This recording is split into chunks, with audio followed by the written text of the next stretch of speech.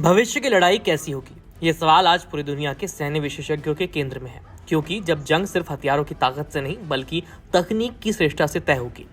आने वाले समय में वही देश आगे रहेगा जिसके पास आधुनिक टेक्नोलॉजी की पकड़ सबसे मजबूत होगी। अमेरिका, चीन, इजराइल और रूस जैसे देश वर्षों से भविष्य के युद्ध यानी फ्यूचरिस्टिक वॉरफेयर की तैयारी में जुटे हुए हैं, और अब भारत भी इस दौड़ में पीछे रहने वाला नहीं है। भारतीय रक्षा अनुसंधान एवं विकास संगठन यानी DRDO लगातार ऐसी क्षमताएं तैयार कर रहा है जो भारत को आने वाले दशकों में आधुनिक युद्ध के मोर्चे पर मजबूती से खड़ा कर देंगी। आज के स्पेशल सेगमेंट में हम जिस टेक्नोलॉजी के बारे में बात करने वाले हैं वो है डायरेक्टेड एनर्जी वेपन्स यानी ड्यूज। ये ऐसे हथियार हैं जिनमें बारूद के धमाके नहीं बल्कि रोशनी की ताकत से दुश्मन को खत्म किया जा सकता है। लेजर बीम के जरिए ड्रोन, मिसाइल, रॉकेट और दुश्मन के सेंसर को हवा में इंटरसेप्ट कर दिया जाता है। ये युद्ध का वो स्वरूप है जो विज्ञान की फिल्मों में, साइंटिफिक फिल्मों में आप देखते हैं, लेकिन अब यह रियलिटी बन रहा है। भारत ने इस दिशा में एक बड़ी छलांग लगाई है।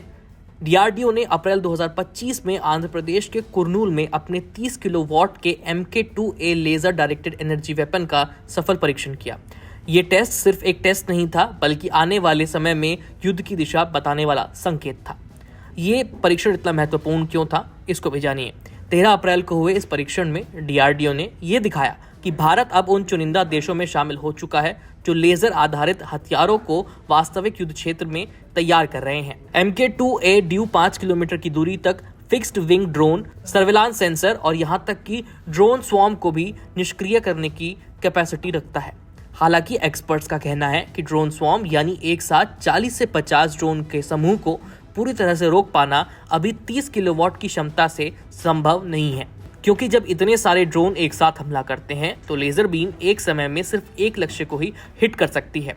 लेकिन फिर भी ये एक बड़ा कदम है, क्योंकि इसी क्षमता को बढ़ाकर भविष्य में ऐसे लेजर तैयार किए जा सकते हैं जो स्वॉर्म अटैक को आसानी से रोक सके। तो डायरेक्टेड एनर्जी वेपन्स क्यों बनाए जाते हैं? इस सवाल का जवाब हमें हाल ही के अंतर्राष्ट्रीय उदाहरणों से मिलता है। जून 2025 में ईरान की एडवांस्ड बैलिस्टिक मिसाइलों को इंटरसेप्ट करने में अमेरिका के थैड एयर डिफेंस सिस्टम को भारी संख्या में इंटरसेप्टर मिसाइल दागनी पड़ी थी।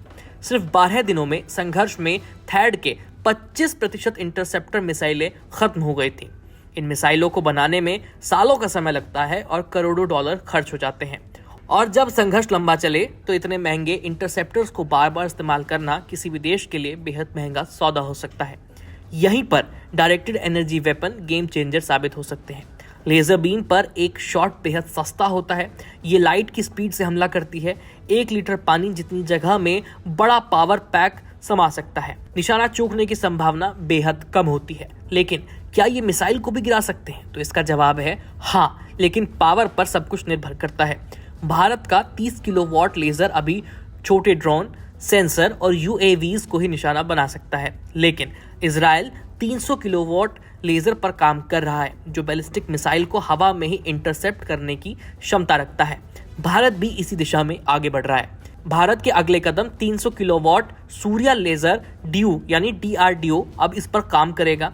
अब नॉर्मल ड्यू वर्जन से आगे बढ़ते हुए DRDO ने एक कदम और आगे लिया है। ये सूर्या लेजर ड्यू सिस्टम तैयार कर रहा है जिसकी क्षमता 300 किलोवाट तक होगी। ये लेजर 20 किलोमीटर तक की दूरी पर उड़ती तेज स्पीड वाली मिसाइलों को इंटरसेप्ट कर सकेगा। DRDO की योजना है कि अगले 2 सालों में MK2A को सेना में शामिल किया जाए और आगे चलकर इन्हें जहाजों, लड़ाकू विमानों, ग्राउंड प्लेटफॉर्म्स और सैटेलाइट सिस्टम पर भी तैनात किया जा सकेगा। डायरेक्टेड एनर्जी वेपन काम कैसे करते हैं, इस पर भी गौर करते हैं। डायरेक्टेड एनर्जी वेपन युद्ध के पुराने सिद्धांतों को पूरी तरह से बदल सकते हैं। यहाँ गोला बारूद नहीं बल्कि एनर्जी से हमला किया जाता है।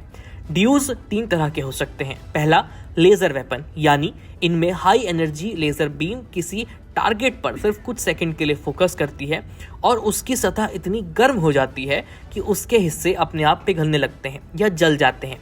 MK2A ने इसी तकनीक से ड्रोन और सेंसर को नष्ट किया। दूसरा वेपन होता है माइक्रोवेव ड्यूज। ये इलेक्ट्रॉनिक सर्किट को फेल कर देते हैं। एक ही पल में कई ड्रोन का पूरा ग्रिड ध्वस्त हो सकता है। और तीसरा होता है पार्टिकल बीम वेपन। अभी ये शुरुआती दौर में है, लेकिन भविष्य में एटॉमिक स्तर पर नुकसान पहुंचाने में ये सक्षम हो जाएगा। इन सभी हथियारों की कुछ सबसे बड़ी खूबियां हैं, जैसे गोला बारूद की जरूरत नहीं पड़ेगी, बेहद कम लागत, लाइट की स्पीड वाली रिएक्शन, सटीक और नियंत्रित निशाना और आसपास के ढांचों को बेहद कम नुकसान। पूरी दुनिया इस तकनीक पर काम कर रही है। अमेरिका का लॉस और हेलियोस जैसे लेजर हथियार नौसेना के जहाजों पर तैनात है। इजराइल का आयरन बीम पूरी दुनिया का सबसे सस्ता इंटरसेप्शन सिस्टम माना जाता है। रूस का परसिवेट उपग्रहों को अंधा कर सकता है। चीन का साइलेंट हंटर जो वाहनों और ड्रोन को एक ही सेकंड में इनएक्टिव कर देता है। ऐसे ही भारत का MK2A इस रेस में एक मजबूत एंट्री दिख रहा है। भारत के लिए क्यों तकनीक इतनी ज़्यादा महत्वपूर्ण है, इस पर गौर कीजिए। चीन और पाकिस्तान की तरफ से ड्रोन और मिसाइल खतरे लगातार बढ़ रहे हैं। चीन के पास हजारों ड्रोन, हाई स्पीड मिसाइलें और स्वॉर्म अटैक की क्षमता है। पाकिस्तान तुर्की और चीन के ड्रोन खरीद रहा है। यूक्रेन युद्ध में देखा गया कि स्वॉर्म ड्रोन पारंपरिक एयर डिफेंस सिस्टम को आसानी से मात दे सकते हैं और ऐसे में ड्यूज भारत के लिए सिर्फ एक टेक्नोलॉजी नहीं बल्कि अपना अस्तित्व बचाने के लिए एक अनिवार्यता है। लेजर हथियारों की कई सीमाएं भी हैं, जैसे कि बारिश, धुंध, नमी और धूल लेजर बीम को कमजोर कर सकती है। इन्हें चलाने के लिए भारी बिजली चाहिए। मोबाइल प्लेटफॉर्म पर इतने बड़े पावर सिस्टम फिट करना थोड़ा मुश्किल होता है। पहले चरण में इनकी तैनाती की लागत बहुत ज़्यादा होगी। दुश्मन अब रिफ्लेक्टिव कोटिंग और इलेक्ट्रॉनिक हार्डनिंग पर काम कर रहे हैं। इसके बावजूद ड्यूज भविष्य की जंग का सबसे महत्वपूर्ण हिस्सा बनने जा रहे हैं।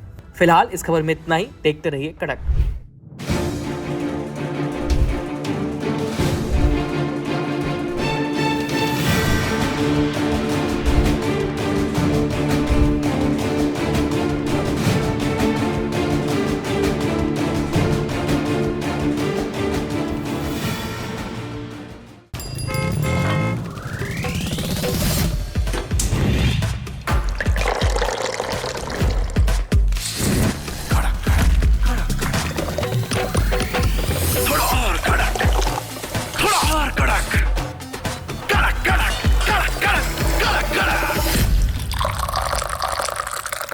ये कड़क है।